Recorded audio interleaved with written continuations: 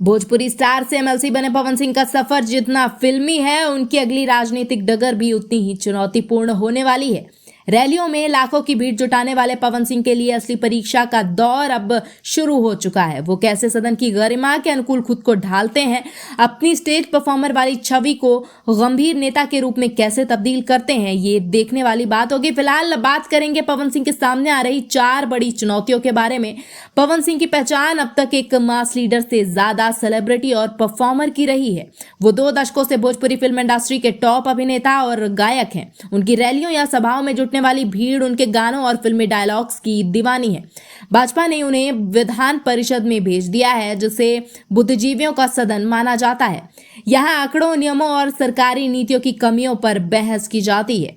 पवन सिंह को अब मंच पर परफॉर्म करने वाली छवि को छोड़कर फाइलों और नियमों का अध्ययन करने वाले नेता की भूमिका अपनानी होगी। उन्हें जनता के मुद्दे, विधायी कार्यों और गंभीर राजनीतिक चर्चा में खुद को ढालना होगा। भाजपा ने अनेक भोजपुरी कलाकारों जैसे रवि किशन, मनोज तिवारी, दिनेश लाल निरहुआ को राजनीति में उतारा है। मनोज तिवारी को खुद को एक राजनेता के रूप में स्थापित करने में लंबा समय लगा है। रवि किशन अपने बयानों के जरिए केंद्र में बने रहते हैं, लेकिन वो नीतिगत बहसों से काफी दूर रहते हैं। ये सब लोकसभा के सांसद हैं। पवन सिंह का करियर जितना हिट रहा है, आपको बता दें उनकी निजी जिंदगी और भोजपुरी इंडस्ट्री के विवाद, जैसे अक्षरा सिंह का विवाद हो या हालिया कोर्ट कचहरी के मामले, उतने ही सुर्खियों में हमेशा से रहे हैं। विपक्ष इन मुद्दों को लेकर उन पर हमेशा से नैतिक सवाल उठाता रहा है और शायद आगे भी उठाया जाएगा। साथ ही पत्नी ज्योति सिंह के साथ चल रहे तलाक के केस का निपटारा जल्दी करना होगा। दोनों के वकीलों की तरफ से ये साफ कर दिया गया है कि मामला एलिमनी की रकम पर अटका हुआ है। ज्योति सिंह के आए दिन सोशल मीडिया पर वायरल हो रहे पोस्ट को लेकर विपक्ष पवन सिंह पर महिला विरोधी आरोप लगा सकता है। वहीं उनको अपने आचरण में खास सावधानी बरतने की भी जरूरत होगी।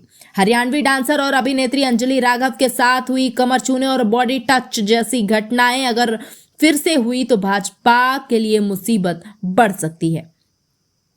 अगली बात आपको बताते हैं कि भाजपा ने उन्हें शाहाबाद, आरा, बक्सर, रोहतास और कैमूर के साथ मगध क्षेत्र में पार्टी को मजबूत करने के लिए आगे बढ़ाया है। विधानसभा चुनावों में तो उन्होंने प्रचार करके भीड़ जुटाई है, लेकिन अब संगठन के स्तर पर कार्यकर्ताओं को जोड़े रखना और उन्हें वोटों में तब्दील करवाना एक जमीनी चुनौती होगी। आरा के रहने वाले पवन सिंह का शाहाबाद बेल्ट गृह क्षेत्र है। इस पूरे रीजन और पड़ोसी मगध क्षेत्र में पिछले कुछ चुनावों से भाजपा का ग्राफ गिरा है। 2024 के आम चुनाव में शाहाबाद और मगध रीजन में एनडीए को करारी शिकस्त झेलनी पड़ी थी। आरा, बक्सर और सासाराम जैसी सीटें भाजपा हार गई।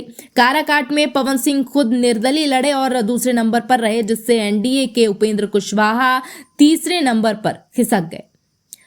इसके साथ ही पवन सिंह हमेशा से सांसद बनना चाहते थे या सांसद बनने की चाहत रखते थे। उन्हें 2024 में आसनसोल से भाजपा ने टिकट देकर वापस ले लिया। इसके बाद वो काराकाट से निर्दलीय लड़ गए।